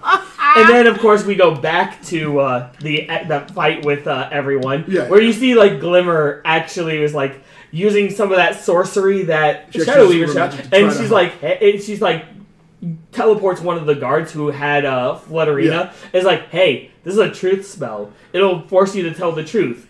And if it doesn't work, or you try to lie to me, it'll be extremely painful. And the guy's just like, okay, fine. Tells her everything they know about where their actual base is. You guys. We know where you guys we're tracking you. So we're tracking you. We don't know how. He's like, you're lying. No, seriously. I'm telling you the truth. I don't know. And kind of pushes it a little too far. And even Bo is like, dude, chill. Yeah, you're getting a little out of control. And she's just like, oh, don't worry, trust me. It's a very cool fight scene with them. They eventually get Flutterina back. Oh, we'll fly around here. They go back to the base at this point? Yeah, something like that. Yeah, I barely remember what the hell happened with that plot because I was so focused on everything Scorpia was doing. Well, right, because, because the angel. Of course. Well, right. They start going back. And actually, this is when they got to the big argument with Shadow Weaver. Yeah. Because, Shadow Weaver is bad. Really? All of us know this. Even Glimmer knows this. And yet, somehow Glimmer's like, no, she's gonna help. It'll be fine. Look, I don't trust Shadow Weaver. I'm just getting what I can from her. Can you guys trust me? And they're like, yeah, you're our friend. Yeah, we'll trust you. Don't worry. And even though in the back of their head, of their minds, Bo and Adora are just like, Meanwhile, we go. Still like, yeah, okay, I'm gonna keep doing manipulation, I guess. Yeah. Meanwhile, we go back to frickin' Scorpia. Yeah. Looking through all of the stuff, and it's just like, okay, where should I go with this? Think like Entrapta. Yeah. I love it because she's doing this whole thing where there's computer, tiny treats, runestone. The Black Garnet. Yeah, of course. The Black Garnet chamber. I'm like, my God, that works. And so she actually runs into the Black Garnet room. It's like, and here it is. You may not know it, Emily. And with her. Right, Emily's with her this whole time. And she's like, you may not know this, Emily, but I used to be a princess. Yeah, I was never able to activate the Black Garnet. When my grandfather handed over the kingdom, they kind of took it with them. So and the princess too. Yep. That went with it. Yeah, but Princess Scorpia. Come on, that'd be silly. Goes to touch it, gets like a centimeter away from touching it, but then moves her claw away. I'm just sitting here. I'm like. Scorpio, do it! Come on! Touch it! No. And then of course, she's like, and they fail to find it. And of course, I think Catra says something like upsetting, like, "Dude, what's going on? Why aren't you finding the blah blah blah blah?" Did she eventually? No. Because Emily. Well, yeah, because I forgot in the chamber, it was like. You see Emily like reveal one of the notes that it's like, oh, the recording's inside of Emily. We'll just get it out of you, and that'll be perfectly fine. And Emily's just like, no, that's not gonna happen. What's that, Emily? It might destroy you. No. Catra would never do that to you. And then she literally plays a recording of her, like, I'm gonna say killing. Not yet. Because as she's thinking about what to do with the situation, they go to the Hall of Horror. Yeah.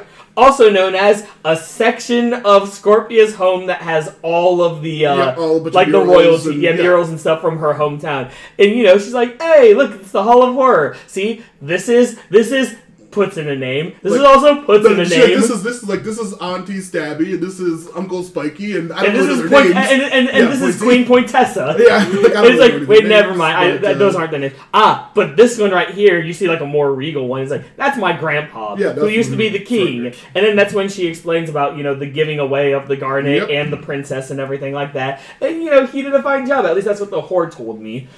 But yeah, so you'll be fine. Don't worry. Catra's not that mean of a person. And then you see the recording. And Chapter's like, we can't do this giant portal. It'll destroy everything. And they're getting zapped by Catra. And she's like, and then like that was like the click, one of the clicks where she's like, wait a minute, she literally betrayed and trapped and wait a minute.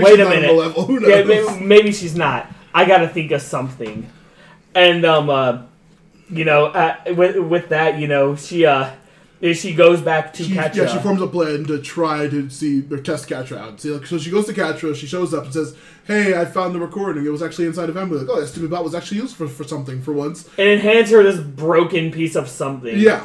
In which case, it's like, wait, what? I have big pincers. Yeah, sorry. It might have gotten a little crushed, and Catra literally just, like... explodes at it and saying, like, you're so useless. What do you have you around for? How'd you fuck this up too? And then... Ooh. The best line in the whole series, I literally, like, when I first saw it, I literally was, like, almost in tears. Dude, it killed me. I didn't go into tears, but it fucking killed me. It was rough, because you see, like... Scorpio just, like, turns to her with, like, a sad look on her face and just says... You're a bad friend. And he just leaves. And walks away. And even Catra is just like, oh. Like, okay. Yeah. And then you see, like, you see Scorpia packing up her bag and everything. Leaves a note. And she looks at Emily, is like, she really wasn't that great. She's really not that great. So, I mean, we got to get out of here. Yeah, we're going to leave. And so she leaves the Horde.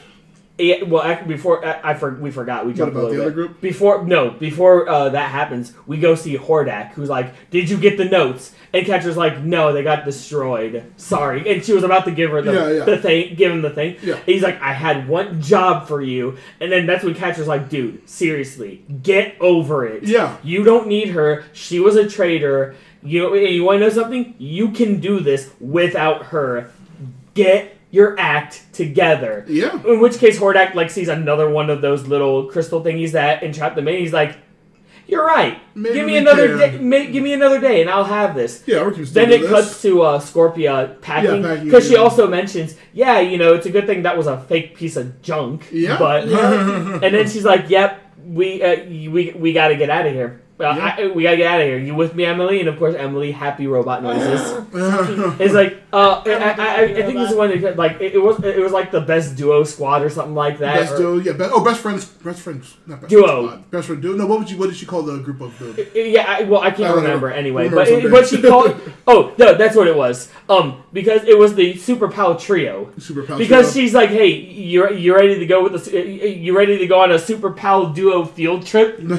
I'm like, "Oh no, my heart, it shatters. Yeah. Because she finally had the resolve to realize that Catra's a piece of shit. Bad. Catra's the worst friend possible. And then, she leaves. Yeah, into like a glowing glimmer of light, and the episode ends there. Yeah, Scorpia finally made something from her awful friends. The voice actress for Scorpia, just the moment she did the "You're a bad friend," dude, seriously, wow, that really killed it for me. Just the whole "You're a bad friend," like that moment, the flat delivery, the moment when Scorpia's whole persona changed to depressed like that. Yeah. I'm just like and turning on her like number one Wildcat, the person she cares about the most. Wildcat, whole series, the one who was finally realizing that like she's not a friend. You know, at all. the one in like season 2 or 3, she was supposed to smooch. Yeah. And, you know, honestly, if they kept that smooching, if they kept the kissing, more devastating. it would have been more. It would have hit harder.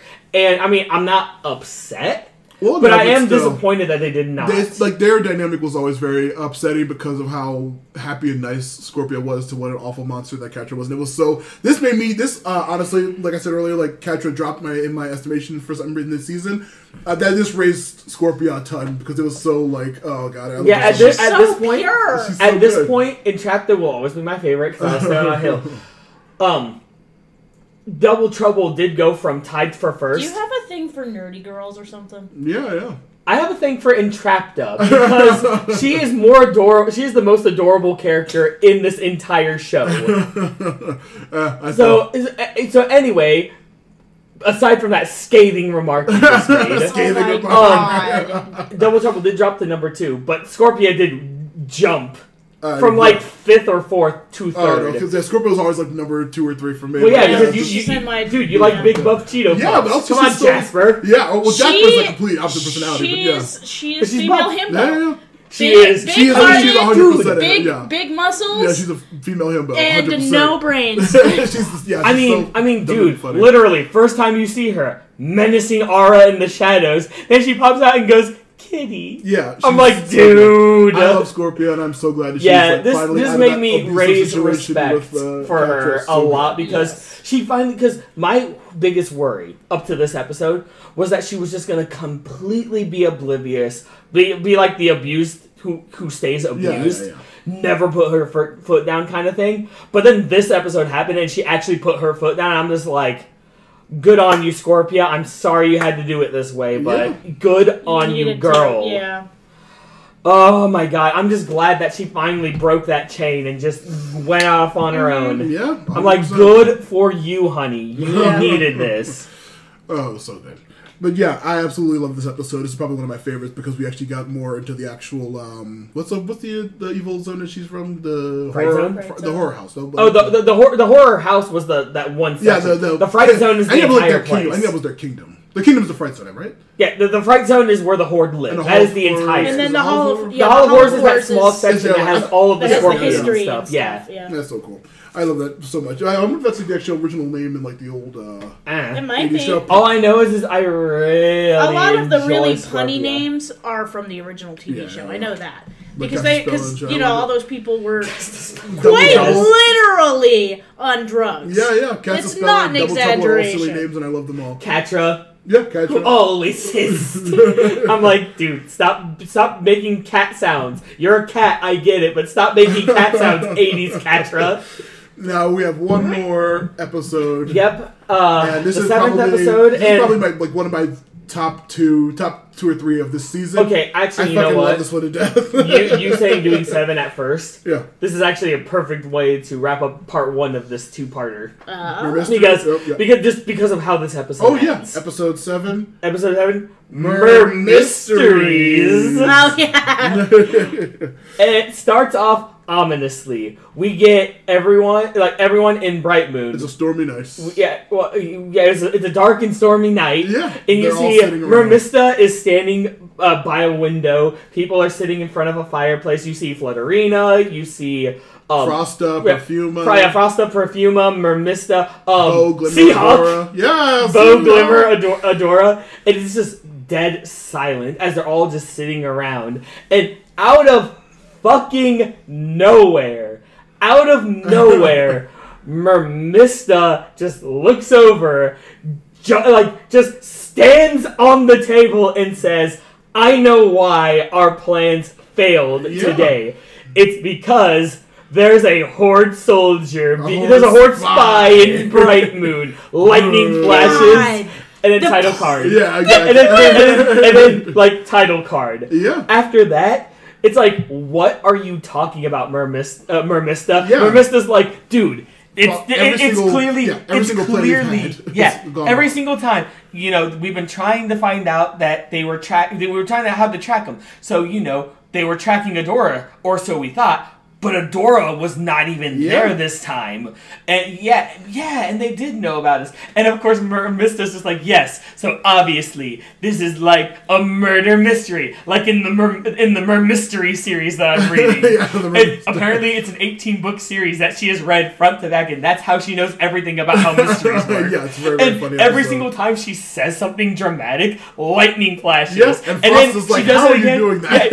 I practiced at home! More lightning strikes every single time. This is like, I love it when they do that, because it's like it's kind of fourth wall breaking without breaking the fourth wall. Because it's like, how are you doing that? I practiced at home. I'm gonna say lightning strike. There was a funny bit in the old '90s show Moesha where someone was like doing the same thing, like a mystery reveal, and they said something dramatic. The lightning struck, and it was because they were counting the thing between thunder and lightning to see how far the storm was, and they were like timing out their dramatic statements with like the lightning. And it was very funny.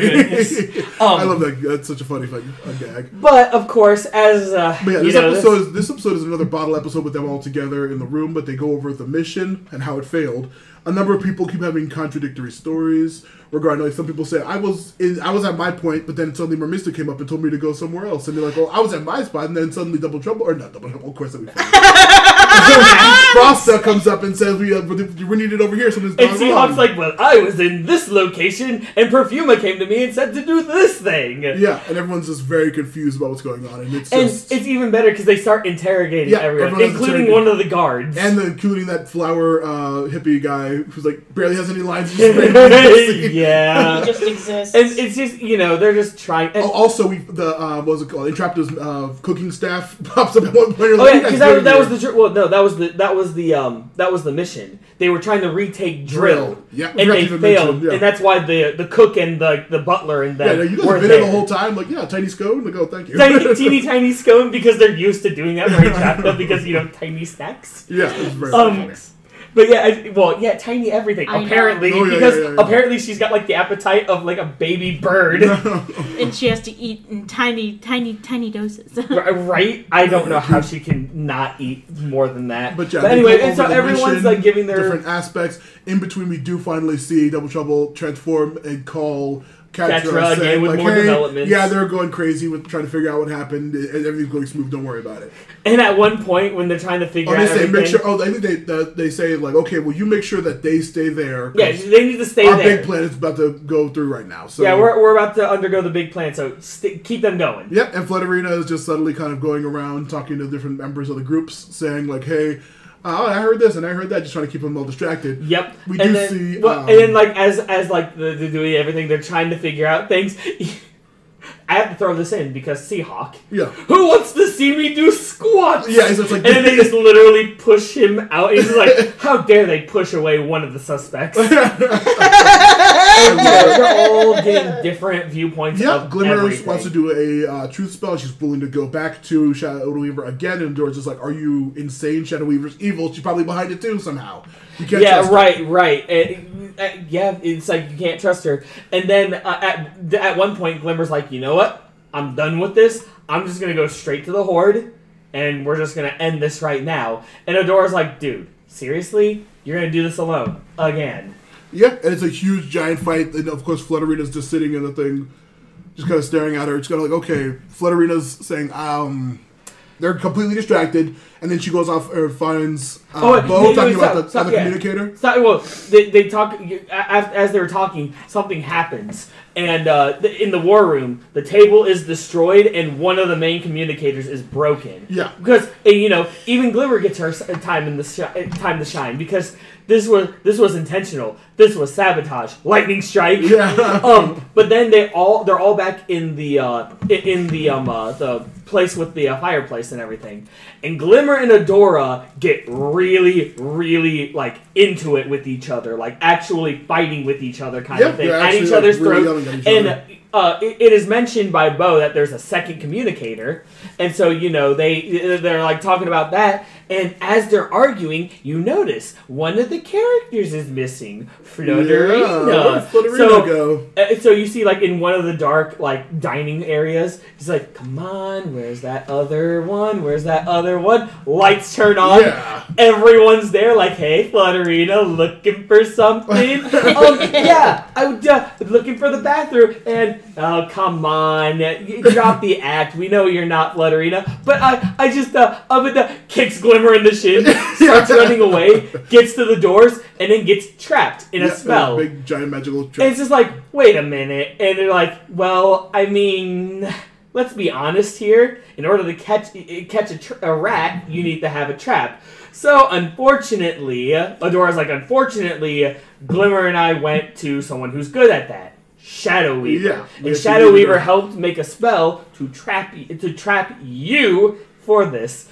So now, Flutterina, if that's who you are, and it's like, okay, it like turns into Glimmer, turns into everyone, including Adora, like, and just even Bo's is like, and then you just see just Double Trouble appears, and he's like, now look, from one actor to another.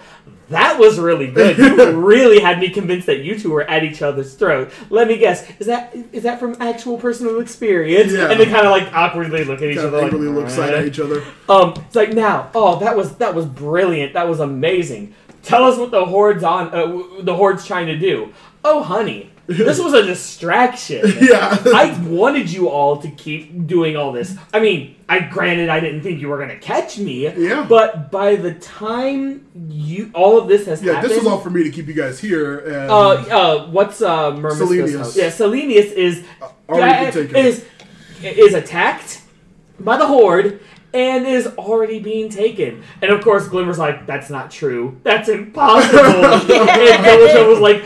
Honey, please. I'm not gonna fall for that trick. Yeah, it's already over. And then of course, Glimmer warps we see while Double Trouble is explaining, we do see Hordak and Catra there. And Hordak actually has like a weird gun thing, blaster, like shooting things. And it's all destroyed. All of Selenius is destroyed. Of course, Mermista is completely devastated when they cut back and they like teleport there and they see the destruction. They see that they've they actually Selenius is actually taking over. Yeah. And everyone's distraught. Adora's like, I'm not gonna let this happen again. Double Trouble is just like, nah, nah, nah, nah. And the Horde is just like, yeah, we won, we did it. And that is where the episode ends. Oh, no. Oh, what else happened? Because you go to outer space. Because the message got through. Well, no, it's not a post-credit scene. It's before the credits. You see a fleet. Because if you remember from Season 4, Hordak tried to get a message out. Was it through Season 3? Yeah, we're in 4. Yeah. Sorry, stupid of me. But in Season 3, at the very end, Hordak was trying to get a message out to someone. And Horde Pride, we already know that. Well, we do, obviously. To someone, which we find out is Horde Pride. And it went through. After this whole, we're gonna stop the Horde from doing everything, you see the fleet from Horde Prime, and you just see Horde Prime just grin evilly with his whole armada. Yeah. That's where it ends. Yep. Because this is like, hey, remember, this is a thing. This is a thing. This is the main thing to worry about, guys. You should be worried about this is a device called foreshadowing. What about three shadowing? Shut up, Ed. And that's where the episode ends. That's where this episode is going to end tonight, and I absolutely love. Yeah, this was probably the best way. Yeah, I fucking love Mermista. This episode alone also boosted Mermista up in my. Oh, dude, absolutely. Yeah, way back in season 1 when we did who's your top good guys and bad guys, because otherwise all the good guys would be top 5 for everybody. Not true. Shut up. Anyway. No, not true. You know why? Why? My top is a villain. Yeah, I know. In Catra. Yeah, that's what I said. It's top. But no, I said that in She's true neutral. Be Mermista nice. She was on Team Evil, technically. But Mermista was my favorite of all the good guy characters on the show. And this episode just continued to have her be my fucking favorite because she was so honestly, funny. when it comes to the good guys, Yeah. You know me. She was low because she had like that attitude and great. like and then this one, I'm just like, you know what? I like you. But it was actually not this episode that made me respect her even more. Oh, well, it was actually the next episode. The next episode which we'll talk about in the bits. next episode of this recording. But oh my goodness, that was great.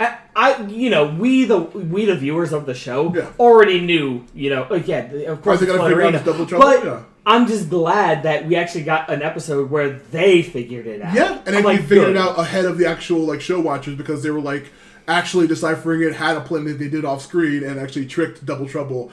And that was so fucking funny and so good. But also in the meantime, everyone... I loved the whole flashback to the plan and seeing how Double Trouble was transforming into different people and how they tricked everybody. It was just a whole really fun mystery episode, and I love mysteries. Yeah, it was a great mystery. I'm usually a sucker for a good mystery. Yeah, even though it's a fun mystery, even though as a viewer, you literally know who did it. So it's a how catch 'em, and it was so goddamn fun. Yeah, instead of a who done it was actually how they caught him. Yeah, it was so fun. What'd you call it? How catch 'em? How catch 'em? Is that what it's called? Okay. But yeah, just, wow. Just so much. And it was only 7 episodes. Yeah. But oh my goodness, so much happened, and it was very fun such a first great half time. of the season. I very much loved it. Yep.